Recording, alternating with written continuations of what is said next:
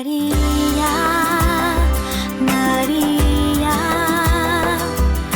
Madre del amor. María, María, Madre del amor. Radio Paz presenta María Intercesora Nuestra. Ven a mi corazón, ven a mi corazón. Hola, ¿qué tal, amigos oyentes? Bienvenidos a este momento de oración, de meditación y de estudio para consagrarnos a Jesús a través de María Santísima, su Madre, nuestra Madre. Antes de continuar, invitemos al Espíritu Santo, nuestro director y guía. Ven, Espíritu Santo, ven por medio de la poderosa intercesión del corazón inmaculado de María, tu amadísima esposa. Padre, en tus manos me pongo, haz de mí lo que quieras, por todo lo que hagas de mí te doy gracias. Lo acepto todo, estoy dispuesto a todo, con tal que tu voluntad se haga en mí y en todas las criaturas.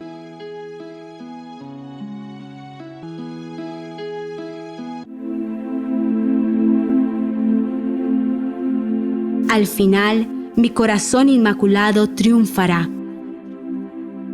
La Virgen quiere ofrecer a la Iglesia una ayuda válida para superar la dolorosa crisis de purificación que está viviendo en estos tiempos.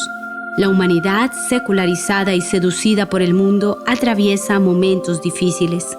Con su obra de apariciones desde 1846 en La Salette y luego en 1853 con el encuentro del Tratado de la Verdadera Devoción de Montfort y otras apariciones aprobadas por la Iglesia Católica, la Santísima Virgen desea ayudarnos a todos a superar con ella los momentos actuales de sufrimiento y por eso invita primero a los sacerdotes y luego a los religiosos y a los fieles laicos a consagrarse a su corazón inmaculado y a la mayor fidelidad al Papa y a la Iglesia.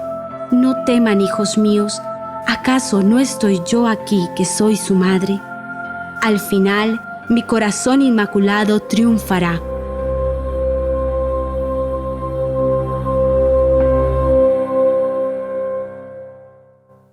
Y bien, amigos oyentes, continuamos con la virtud de la templanza para combatir la gula y los deseos desordenados por el placer, exactamente por el gusto y el tacto, por esos dos sentidos que en ciertos modos dominan nuestra vida y nos hacen entrar en unos desórdenes que nos llevan a perder nuestra relación con Dios, a volvernos más animales que seres humanos inclinados hacia Dios, que debe ser, ¿no?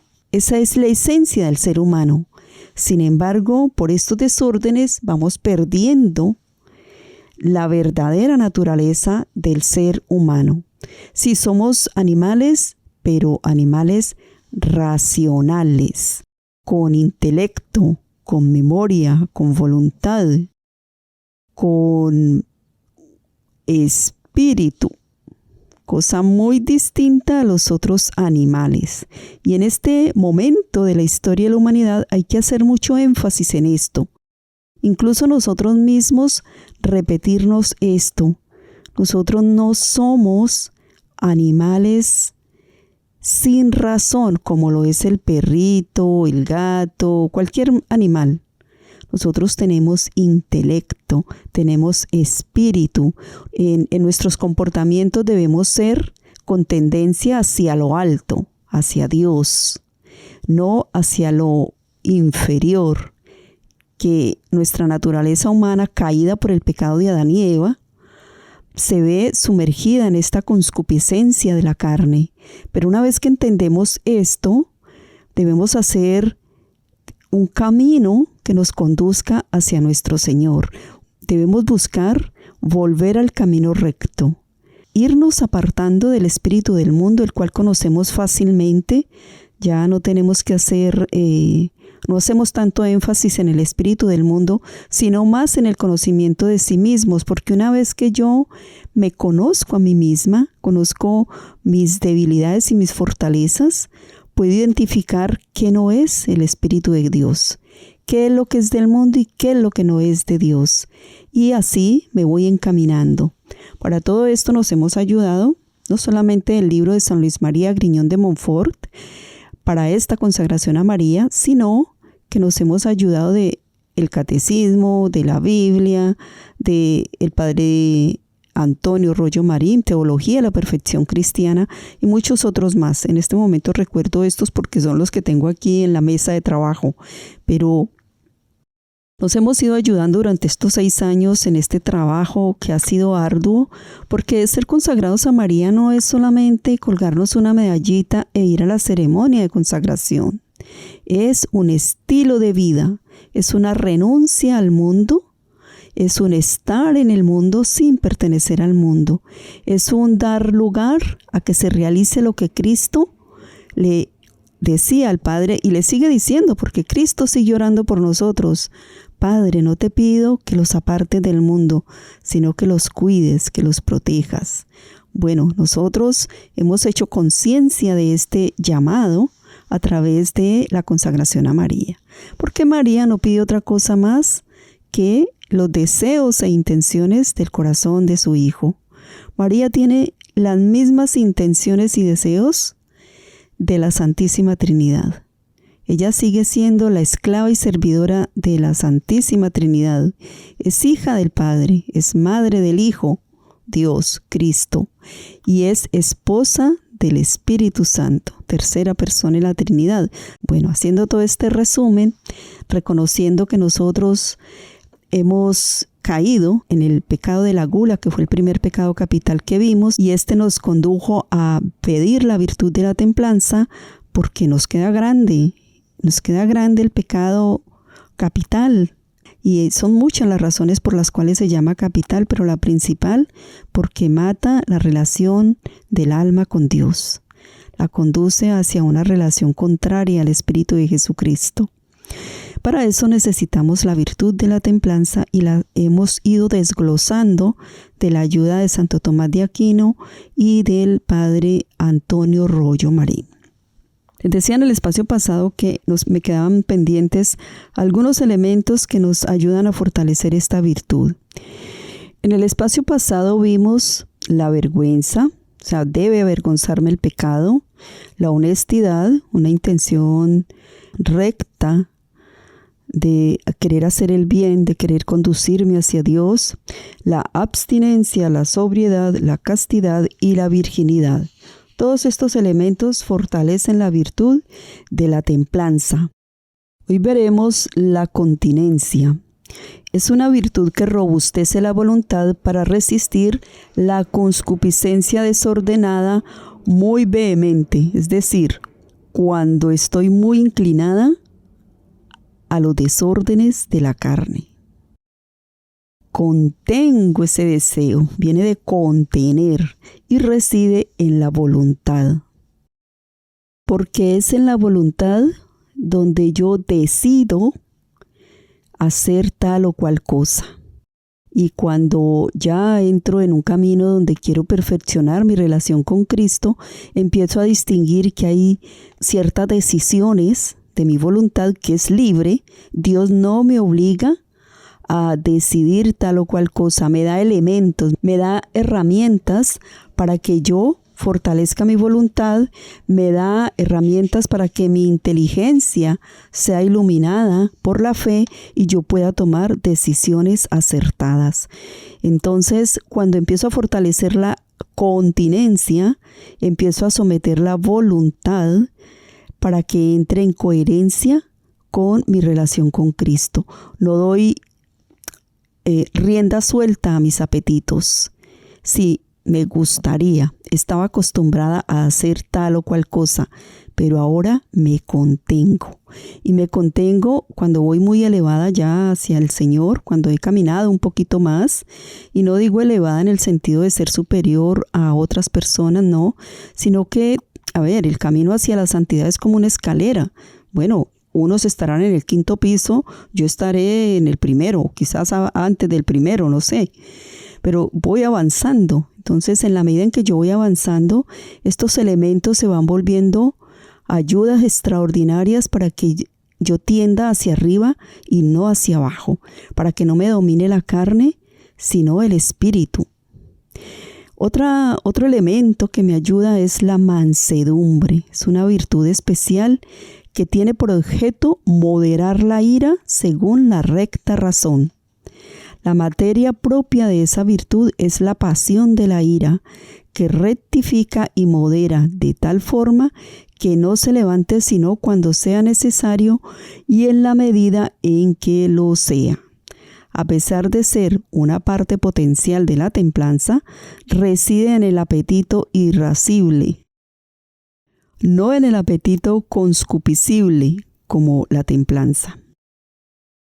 Un modelo incomparable y que nunca podremos igualar es Cristo mismo cuando entra al templo y se enoja. Presenta su ira, una ira que nacía del celo de la gloria de Dios, de respetar el lugar santo. ¿Cuánto hemos vivido en estos últimos tiempos? Irreverencia en los lugares sagrados. Gente que no respeta los altares, gente que no respeta los lugares santos de la Iglesia Católica. Y nosotros, en un desorden que tenemos frente a estas virtudes, no sabemos saltar con una ira santa para defender los lugares que Dios se ha escogido. Porque cuando se eleva una basílica, en el caso de las apariciones marianas, la Virgen María pide que se haga allí un lugar sagrado para celebrar el sacrificio incruento de su Hijo en ese lugar. Nosotros, por un desorden que tenemos en este momento de la sociedad, no somos capaces de levantarnos a defender ese lugar que Dios se ha escogido, con todo su derecho, por supuesto. Es el dueño de todo lo que existe. Pero bueno, en este desorden que estamos no tenemos ya ni siquiera ira para defender estos derechos de Dios. Tenemos ira para defender los apetitos de la carne. Qué desorden en el que andamos. Otro momento podríamos decir que fue cuando Jesús está con sus discípulos. Son muchos los momentos en que debe mirarlos con mucho cariño, con mucha paciencia, con mansedumbre. Por ejemplo, en la noche de Getsemaní les invita a orar. Ya les ha venido preparando y les ha dicho lo que le va a pasar. Lo van a matar. Y los invita a orar. Y se quedan dormidos. Sin embargo, Jesús no pega un grito, no se enoja. Sí les habla con autoridad y medio regañadito. ¿No han podido velar siquiera una hora conmigo? ¿No les he dicho lo que me va a pasar y les invito a orar y ustedes no? Se quedan dormidos. Otro momento podríamos decir que fue cuando los hijos de Zebedeo están peleándose o pidiendo el puesto al lado y lado de Jesús. Y entra la madre a hacer también su petición. Jesús no se enoja. Jesús entiende la debilidad humana de sus discípulos. Entiende nuestra debilidad. ¿Qué tan paciente soy yo con las debilidades de los que me rodean? Jesús, camino al Calvario, nos mira con misericordia, mira con ternura, se deja secar su sudor de sangre de Verónica. Mira a Pedro con sencillez, con humildad, con ternura. Y esa ternura dice mucho más que un reproche, que un grito, que un enojo de Jesús, porque despierta el amor en Pedro. Pedro hasta ahí todavía no estaba enamorado de Cristo, le creía, sabía que era el Mesías, pero no se había enamorado del Señor. No había entrado en ese contacto íntimo con Cristo y habían compartido un resto de tiempo. Otro ejemplo de mansedumbre, María Santísima. María no se enoja, por ejemplo, con Pedro por haber negado a su hijo, sino que lo acoge y lo conduce a que se ratifique en el encargo que le han dado, primer papa, y lo ayuda al arrepentimiento.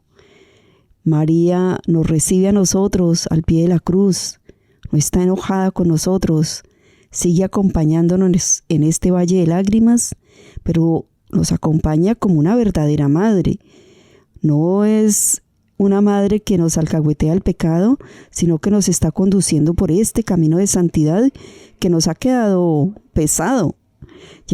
Al menos yo llevo como 7, 8 años haciendo este camino, y aquí en Radio Paz pues llevo 5 años trabajándolo con ustedes y hemos mejorado, estoy absolutamente segura. Yo lo veo en mí, la de menos, pero ustedes deben haber mejorado muchísimo más.